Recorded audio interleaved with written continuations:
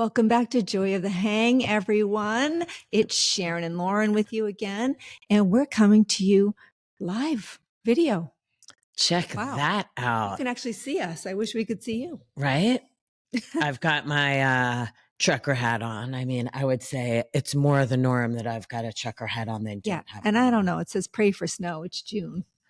It is already really hot here, Sharon. I know. It is really hot here. We're in Sarasota again, for those of you who don't know, and it is hot. We are on the west coast of Florida, which is stunningly beautiful, and it does get crazy hot here in the summer with a lot of humidity. But I will say, while it is horrible for your hair and makes it difficult to do things outside, like go for a walk, a run, play golf, it is fabulous for your skin, the humidity. Do you like snow, though? I actually do miss somewhat the change of weather. Yeah. I like snow. I like fall. I think the leaves are beautiful. I don't like shoveling. I think that, when we were living in the Philadelphia area, I did not shovel because I knew so many people who threw out their back shoveling, and I figured just don't do it. So I didn't do it. Do you have a snowblower? I did not have a snowblower. We paid someone to shovel our driveway, and then my husband sort of did a real rinky-dink college try for shoveling the walkway, and then we'd drop some salt. See, I never had to snowblow or shovel when I was married, but after my divorce, I was responsible for doing that. So that kind of sucked. So I don't pray. Well, right now, I guess a little snow wouldn't be so bad because you're right. It is very hot. But yeah, I didn't pray for it then. I also like around Christmas time. I do like the dichotomy of it. It's know. a conversation starter. Everyone who sees it when you're here in Florida makes a comment about it.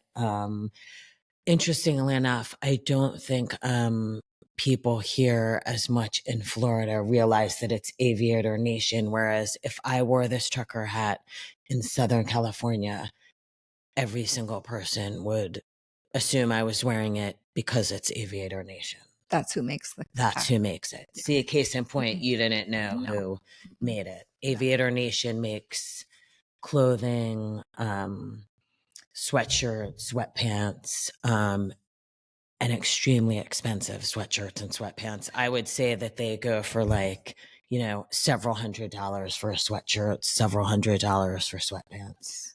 Let's talk fashion a little bit. So you're wearing your onesie today. I have a onesie on, a full one piece. Everybody who knows me knows I love the onesie.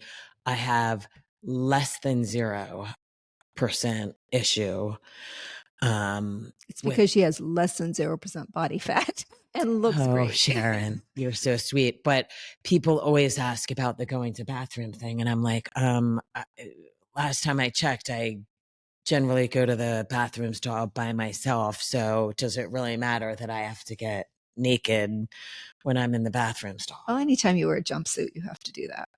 But that's the biggest problem people have with it. In fact, on Shark Tank, there was a woman who came on, and they sell now for about $300, who designed a onesie that has a zipper in the back so you can just pull the bottoms down and not have to expose your boobs. But I also look at it like I paid $15,000 to have these things lifted and fixed. So if I get to look at them extra while I'm peeing, good for me. Lucky me. It's funny. Sometimes I don't like wearing the jumpsuit though that has the zipper and you need help getting in and out of it. If it goes up, I don't know. Sometimes jumpsuits can be. Well, actually, that's a great point, because I actually just sent several items to Goodwill, dresses as well as, onesies that had the zipper. And I thought, was I drunk when I bought this?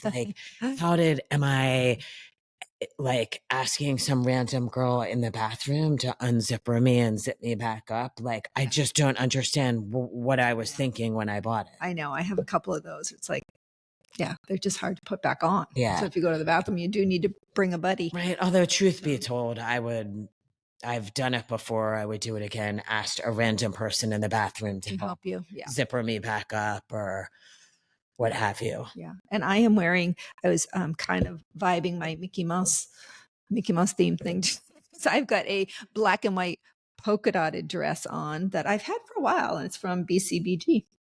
I think it's Okay. adorable. It's a little flouncy on the bottom, but on a hot day, it's very comfortable. I actually love polka dots and just bought a black and white polka dot sheer top that I'm totally going to rock with like plaid.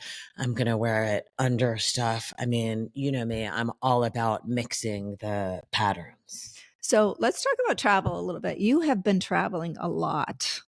Like you're here for a couple of Yes. days, then you're gone again for 4 or 5 days. So what are your like key tips for staying organized when you travel? Full disclosure, I need to get much better with packing. I pack too last minute, which some people might think, oh, well, that's a great thing. You can throw stuff together. No, it's not. If you really want to pack efficiently and not pack stuff that you're not going to use at all while you're on vacation, you really do need to plan your outfits ahead, which is so not who I am. Like everybody who knows me knows I love fashion.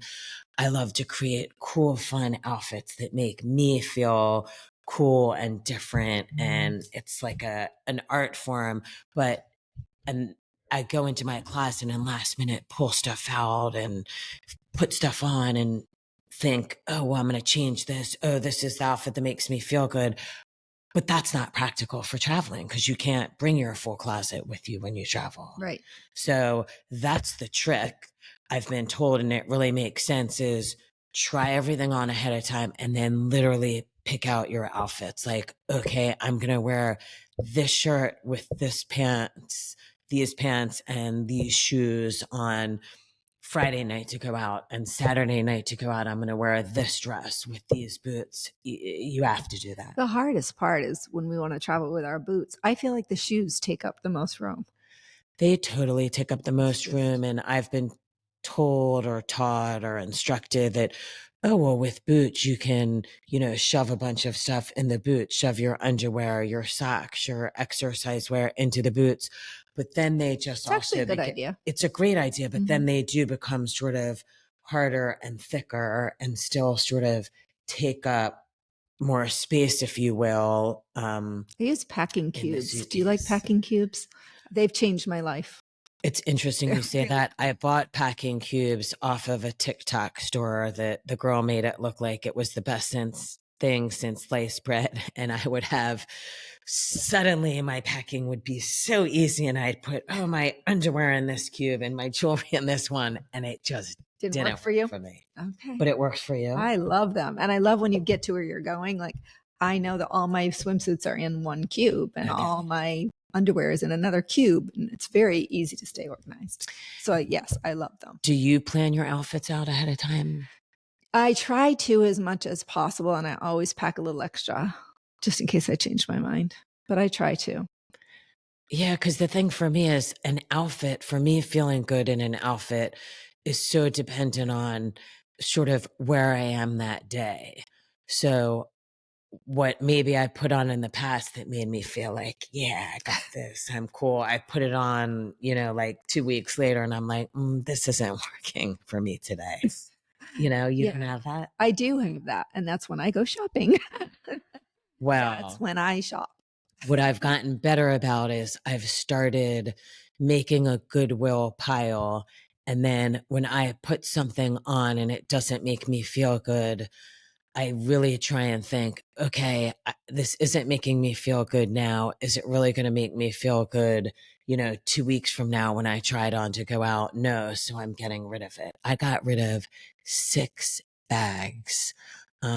Of good stuff, like 2 items still actually have the tags on that I sent to Goodwill. This one jean jacket that had little, like tiny, tiny little bling stones on it by a good brand. But I hadn't worn it for a year. So I have another question for you regarding Goodwill and thrifting. I had someone or saw somewhere say that if you tell people that you bought something at a thrift store, it's really tacky and that you should never do that. What are your thoughts on that? I think that's tacky to tell somebody that. I mean, I'll tell somebody I got my stuff anywhere if they ask. Oh, I got this on TikTok, TikTok, TikTok. I got this from, a friend of mine. Oh, I bought this at Goodwill. Like, why would you care at all where you got it? And they've certainly coined the term on that. Like, yes, everyone wants to say, oh, I bought this vintage, because vintage Vintage is sounds cool, better right? than Yeah. saying you bought it at Goodwill, but Or- they're both used. Or pre-loved. That's Yeah. another term I hear. They're vintage, pre-loved. used, pre-loved.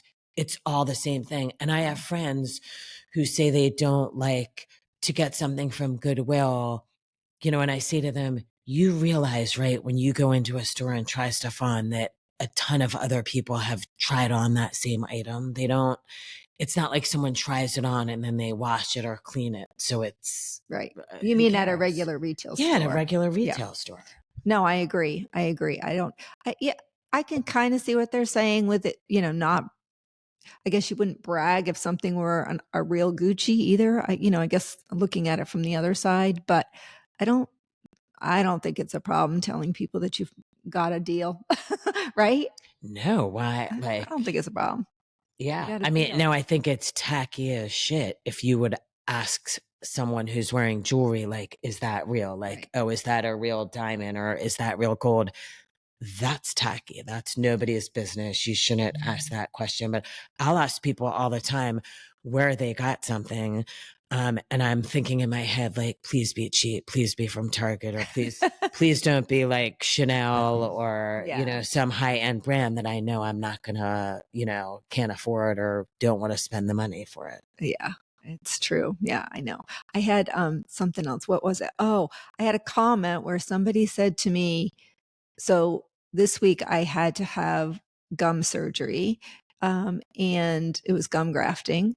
I'm still a little sore. That sounds fun. It was not fun at all. Do your gums now look like they're 20? They hurt. They're a little swollen, this side especially. Yes, I hope so. I hope so.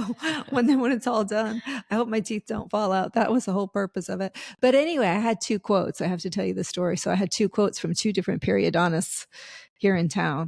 And one of them quoted me $16,000. And the other one quoted me $3,400. And that's a huge difference. Mm-hmm. So yeah, what, $13,000 about? So I had a comment that I was mentioning online that I had to have the surgery done. And someone said, oh, well, if they saw the size of your ring, then they're going to quote you a higher price. And I was like, what are you talking about? First of all, it's not, it's a good ring, but it's not huge. And to your point, it might not be real. Who knows, right? I could just be wearing. But I was like, that's pretty shitty if a professional would quote somebody a higher price based on it. Absolutely, categorically, 100% happens that if you live in a certain area. I will tell you that when we lived in Manhattan Beach, Southern California, it would happen all the time.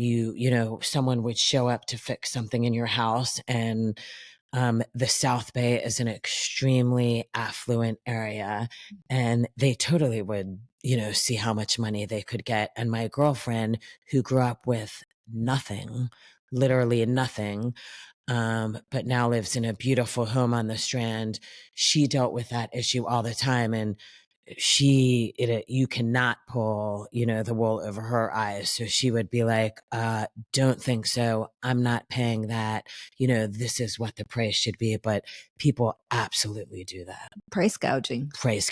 Big time. Absolutely. I don't know how the other guy stays in business. So anyway, yeah. But sometimes it does make a difference, because once you hear the 16,000 and then you hear the 3,400, doesn't a small part of you, instead of being overly excited about the 3,400, worry like, is this person not as good? Oh, I immediately went back and checked all the reviews. Absolutely. But that is a massive difference. It's not just a few $100s. No, it's a massive difference. I'm like, and he had 5-star reviews. There was no reason to not. But my primary dentist had recommended the other periodontist. So that's why I went. And then I did my own homework, and no, loved him. I thought he was great. I think he did a great job. So there was no real, yes, to your point though, I did do my homework after and make sure that he was a reputable periodontalist in town. And he 100% was. So yeah, because it's weird how things can psychologically affect you like that. It's like restaurants, getting a restaurant reservation.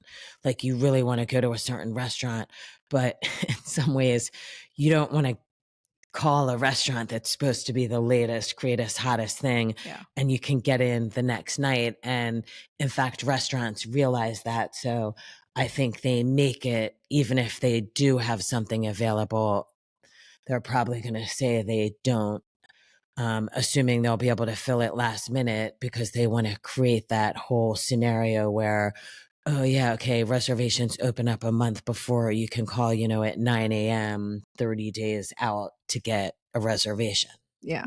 Yeah. So you were just in New York, right? Yes, we were in Philadelphia and New York, two of my favorite cities. I'm from outside Philadelphia. I'm a Delco girl, Delaware County, very different than being a Montgomery County or a mainline girl. This is where we say, go birds. Go birds. But Philadelphia, the city, is so fantastic. The restaurant scene is booming, so young, vibrant. You can, the art museum, more history per square foot than any other city.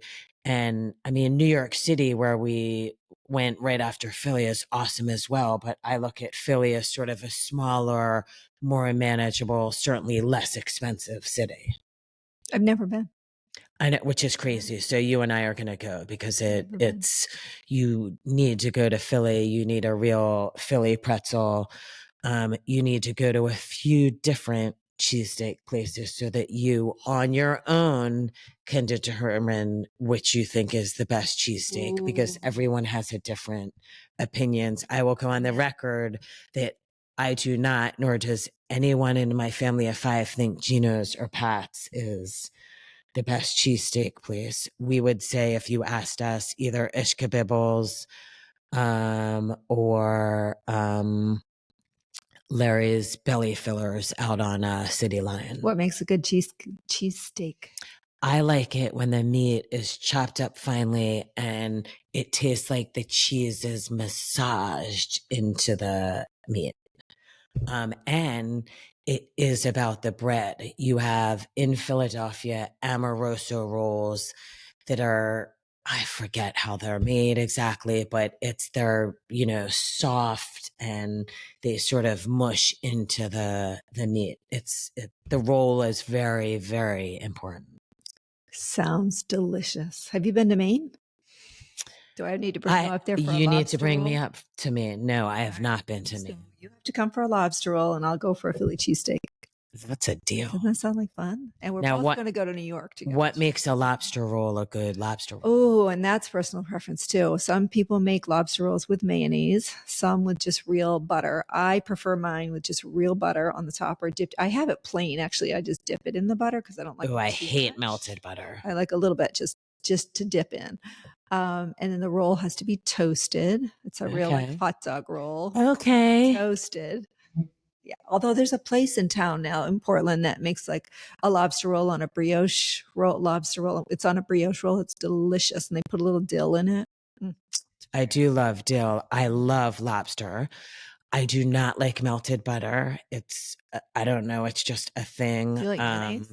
I absolutely love mayonnaise. I like hard butter. I love bread. I will smear like hard butter onto my bread. But I think my mother poisoned me when I was little. She would make us before school Thomas's English muffins, put like extra butter in it, and remember all the nooks and crannies. That's what made the Thomas's English muffin so special. But you would bite into it and like the butter would like dribble down my chin. And I was like, oh. That's how I felt after gum surgery. Everything was dribbling down my chin for 24 hours. I couldn't drink a glass of water. You're not supposed to use. So on the note of things dribbling down your chin, Sharon. I know. Normally I don't complain. will tell you when you're numb and can't feel it. Oh, On Sharon. your chin, you just feel like Sharon. feel like an old lady. Like someone get a napkin. dab a little here. Oh my goodness gracious. Oh, speaking of napkins. So we were talking about this earlier. Were we speaking of napkins? We were, because we were talking about, there was that girl on TikTok like a year ago who was wearing a top with her breasts out. And she took a napkin and put the napkin like over her chest like this. And her friends were like, "What are you doing?" And she said, "Oh, well, I got tired of all the other like women and wives just like gawking and looking at my breasts." So she covered them up. So she covered them up. So What's your thoughts on that? He was okay with the husbands looking at her breasts, just not the women and the wives? Well, I think what's sad that, I said to you before is like, get over it. Like, are her boobs offending you or hurting you or bothering you? So who cares? Right. Like I used to, which I would never ever do now. When I was younger, I've always had hard nipples. That's just a fact. My daughter, my third one, Davis, has it too. And I would like take Band-Aids, cut them and put them over my nipples when I wore certain tops or dresses, because women like glared at you if you had hard nipples. Like, what's that about? I think as far as showing too much cleavage, it depends on the place. It depends is my answer. I do think sometimes that situationally, you probably shouldn't be all out there. But I'm surprised to hear you say that. Like you're a boob girl. Like you put 'em out there. I do, but I think that there are certain, for example, when I went up to the Harvard graduation, I was dressed very conservatively, high neck shirts, longer skirts.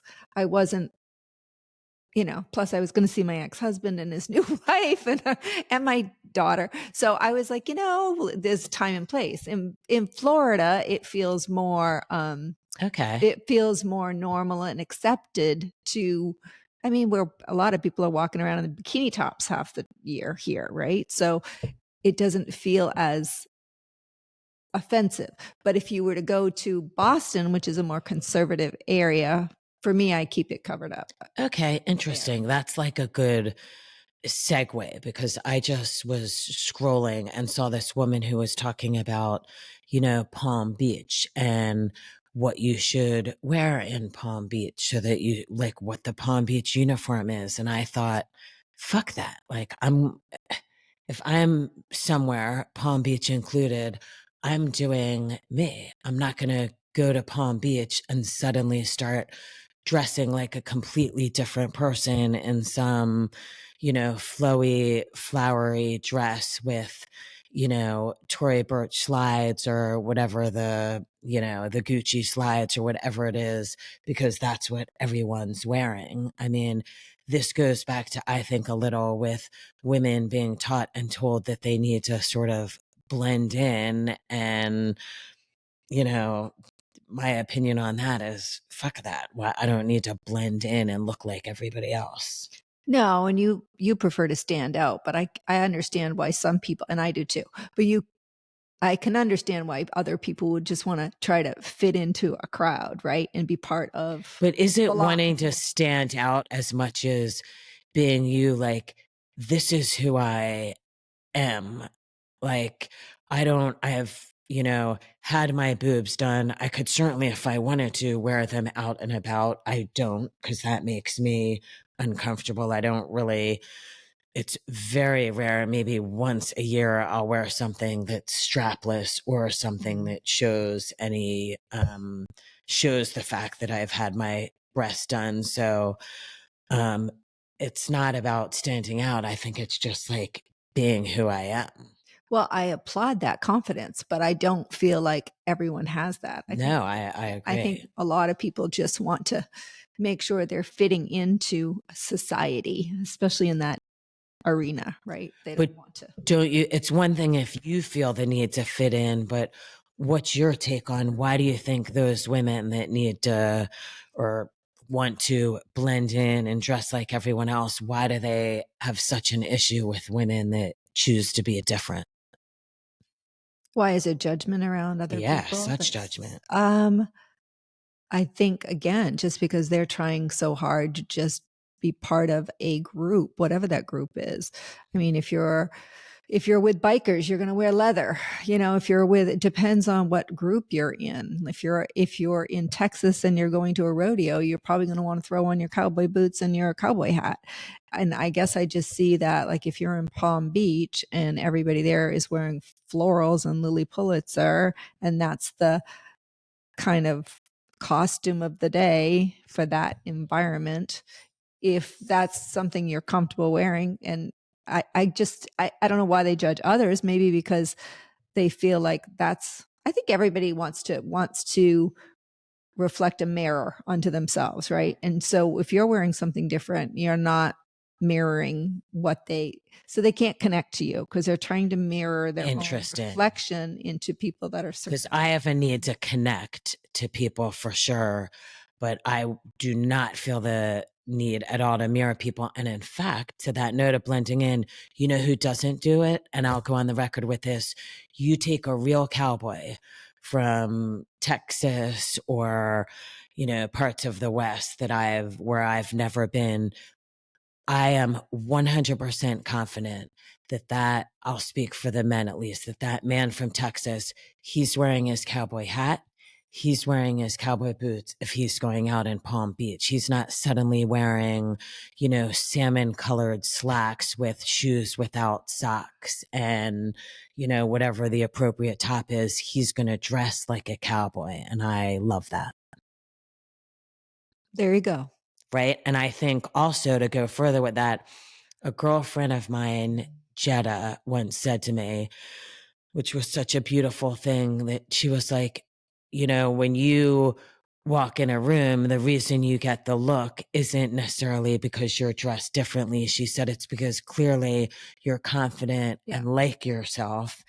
And, especially women, at the end of the day, they, on their deathbed, they regret not being true to who they are. And so they're envious or jealous of people who actually can go out and, be who they are and live their life. Well, and I need to add to that because I've been around you enough now where I don't think I haven't seen women judge you. As a matter of fact, I see the opposite. Most women admire you and they love your fashion sense and your fashion style. So what I see is people are wanting to emulate you.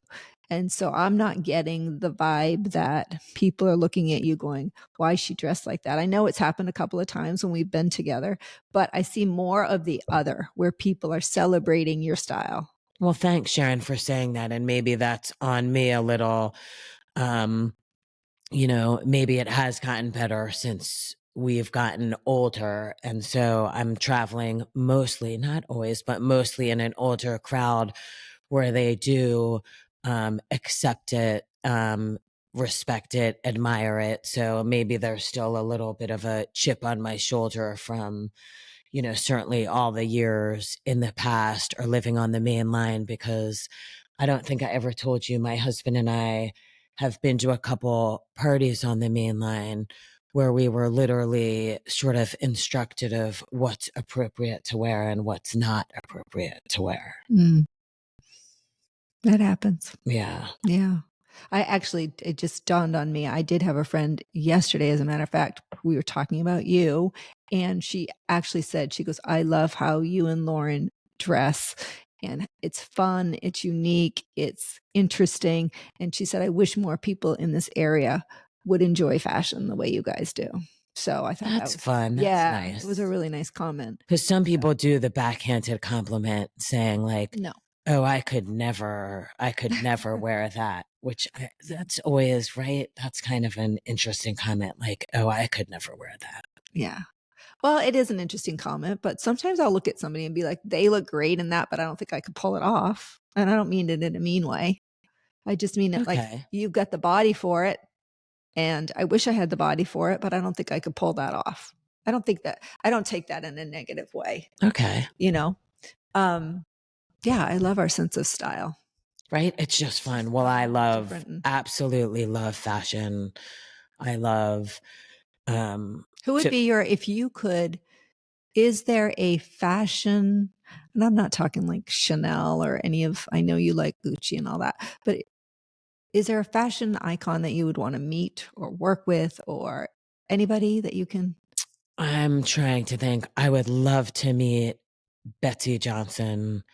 Okay. I would love to have met the designer who did all of the Sex and the City looks back in the day. That's a fun one. Why am I going blank on her name? She's no longer alive. I would. That's crazy that I can't remember the woman that I can see her face in my head, and I just can't think of her name. And then also, I love Not Donatelli. She didn't. Wasn't. No. Okay. I love Donatella Versace. I would love to have dinner with Donatella Versace. I would love to who was it Jean-Paul Gaultier who did all the stuff for Madonna? Yeah. He was ahead of his time. You got some good ones on your list. Yeah, how about you? Oh gosh, fashion wise, you know what? I'm not as versed on fashion as you are. I guess, love Chanel, so I didn't want to mention her, but I would definitely Audrey Hepburn. I love. She's not a designer, but I like what she wore. You like her look. Well, that's okay too. You could say someone's someone's look that you really like. Yeah. Okay, so maybe she is still living. It was Patricia Field who did the designs for Sex and the City. So I guess did love everything that oh my gosh, now I'm blanking. Who was the lead in Sex and the City? What's her name? Sarah Jessica Parker. Yes, I kept thinking Sarah Jessica Parker. I love all of her looks. So I would own anything in her closet as well. And her shoes especially. Yes. I mean, who doesn't? I don't know one woman who can't relate in some way, shape, or form to at least one of the characters in Sex and the City and love the way they express themselves via fashion. Yeah, it was awesome. Right? Wasn't it awesome? It's a great show. So I saw a TikTok video with you in it, and you were wearing this hat that said the word whore. Tell me about that. I wish I had the hat with you today because we're on video. I'll show it on. But you guys, look it up on her TikTok page if you haven't. I love that hat. I bought that from this little shop in New York City that was fantastic, that you and I will go in when we're in New York City. In fact, 2 women from the entertainment industry walked in when I was there, and they were looking to be fitted for corsets for some play or film that they were doing. But I put that hat on and it made me feel cool and badass and sexy and strong. And that's what fashion is about. It was great. Got you a lot of views on TikTok. It did get me. It did. It did. So when we first started this podcast, we were talking about Mel Robbins, who we both love very much. Shout out to Mel. We'd love to be on your show.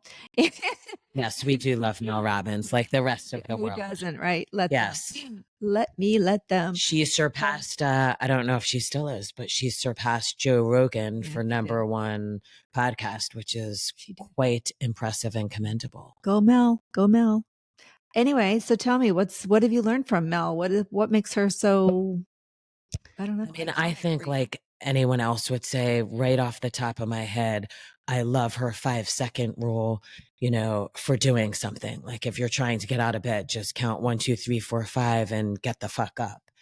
And what's been very helpful for me in just my personal and private life is just in dealing with, say, close friends, close family, that you are never, ever, ever going to be able to change anybody. And, you need to just only worry about yourself, how you deal with situations, how you respond to situations, how you process situations, but you are never, ever going to change somebody else. Yeah, she has a lot of wise advice. Like what is some advice you've heard from her that really speaks to you? I mean, I just love her guests. I think she just has some really insightful guests. So I'm in the middle of one right now. It's with the gentleman. His last name is Stevenson, and he. I'm having senior moments today. My apologies. Menopause brain. Oh my gosh. I think I'm on, it's because of the drugs. The drugs I'm on still. But anyway, he was the one that, oh, Mercy, what's it called? Mercy. He wrote a book about, oh, Just Mercy. There we go. Ah, got it. See, it just takes me a minute. It's slow, but it comes back. Just Mercy. And he's gotten, I think, 140 or more innocent prisoners out of prison. So it's all his story. He was an attorney. I'm not sure where exactly, maybe Mississippi or Louisiana, but anyway, an attorney who really fought for civil rights for victims that Oh, I were think they made wrongly a movie, They right? I did. think I They were saw the wrongly movie. accused. It was made into a movie. Yeah, he's brilliant. And, I just love when they have those conversations that are, very heartfelt and yeah. Yeah, I love anything heartfelt, and I certainly, no surprise that I loved and watched that movie because I love movies that are based on Yeah, true he's stories. doing some incredible work. So yeah, so I'm glad Mel always has interesting. Well, I like how also on one of her latest episodes, and then I think she put it on, social media, she talked about, and you think of someone who's made a lot of money, been enormously successful, and she talked about, dealing with stressful situations and anxiety in her life and what she, doesn't want to, but she makes herself get out of bed, and she makes herself get dressed, and she makes herself eat breakfast, and she makes herself leave the house and go for a walk. And I just think that's been very powerful for me as well. And that you don't, sometimes you do have to make yourself do things that you're necessarily not in the mood to do or in the right mind frame to do. Mm-hmm. And that's okay. And you just gotta, put one foot in front of the other and get through it. Get her done. Get her done. Yeah. I like the let them, let me theory too, because it's all about, people are going to do what they're going to do. Yeah. So let them, and then you get to respond to it the way you want. So let me, right? So I like that a lot too. I have to remind myself, like, if something's happening in my relationship that I don't like, I have to take a step and go, okay, let him. And then, okay, let me, how do I want to respond to that? Right. In a more positive way. So it's not always positive. I try. No, and I'm trying to just, as I have gotten older, I've tried to let things go too. I mean, it's really hard. I'm a stereotypical Scorpio that way, who's vindictful and vengeful, and it really serves you no purpose. It's the onus is on you, not the other person. The other person doesn't care. It only creates havoc in your own life. And at the end of the day, none of this stuff really, for the most part, will matter in, a year, 2 years, what have you. So I'm trying to get better about just, letting it go. So how much fun did you have hanging out with your son, Jack? Oh, it's so fun when your kids are older and you can hang out with them and, talk about what's going on in their life, their jobs, friends, vacations they're taking. It's just, the best. It's the best because, having kids is not easy. It's the hardest thing you'll ever do. You will not hear me say it's the best thing I ever did. I would die for my 3 kids, but the best thing I ever did was marry my husband. But it's hard having kids. I mean, you struggle every day worrying, am I doing the right thing? Did I, mess up my kid? Or are they going to struggle later on because I said the wrong thing? Or, did I yell at them or did I not yell at them enough? And then, you're worried they're going to, do something that'll affect their lives, and it's just it's difficult. So when you cannot get quality time with your kids when they're older, it's nice. Yeah, when you haven't fucked them up, it's pretty damn good, right? Right? I mean, you look, there's We try, no no. there's no There's no perfect anything. there's no perfect anything. There's no perfect parent. We're all doing the best job we can, trying to raise our kids the best we know how. And I think that it's really helpful as you get older and you have parents yourself, realizing we're all human. Your parents are human, and they fuck up and make mistakes and are never going to be perfect. So if you're expecting your parent to be perfect, that's not going to work for you. So all that money you're spending in therapy, right? You can stop spending, just realizing that, do what you need to do to make yourself happy. And that's right. I mean, when you were born, you did not come with a instruction manual how to raise you. And frankly, you have 3 kids and I have 2, and you raise each one a little bit differently.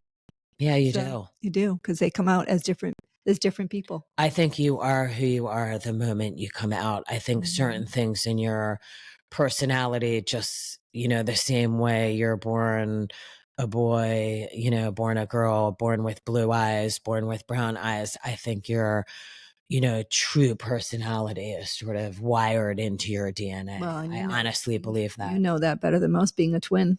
That's really, truly. Yeah, we have the same DNA and we're different people. Totally different. Yeah. Well said. Well, I think we should wrap up our episode here of Joy of the Hang. So do you want to talk about advice for your younger self, or do you want to switch it up this week? Well, definitely advice for younger self. I swear, I wish I went and lived somewhere really different. Either went to college somewhere really different, like deep in the South or somewhere in the Midwest. And I wish I also experienced living somewhere. I mean, I did live in Monaco for 2 years. That was great when I was with my husband. But I wish that I had done more of that when I was younger, like in my 20s, when you can really just go and do that. You have no responsibilities when you're, right out of college, 21, 22, 23. No, I agree. That's a good one. I agree. How about you? I would have liked that too. I would have liked to have traveled abroad when I was in college. I couldn't afford it, but I would have liked to have had that experience. Yeah. That, and I might have been like a groupie for, one of the ice hockey teams, but that's another podcast. No. Maybe that'll relate back to my hat that I bought, but we'll discuss that on another podcast. I kind of wish to, though, looking back, I wished I'd pursued my career a little bit more than I did. But yeah, you would have been great in journalism, TV. Here we are. Yeah. We're pursuing it now. We're making it happen. All right. Well. All right. Peace out, Girl Scout. Peace out.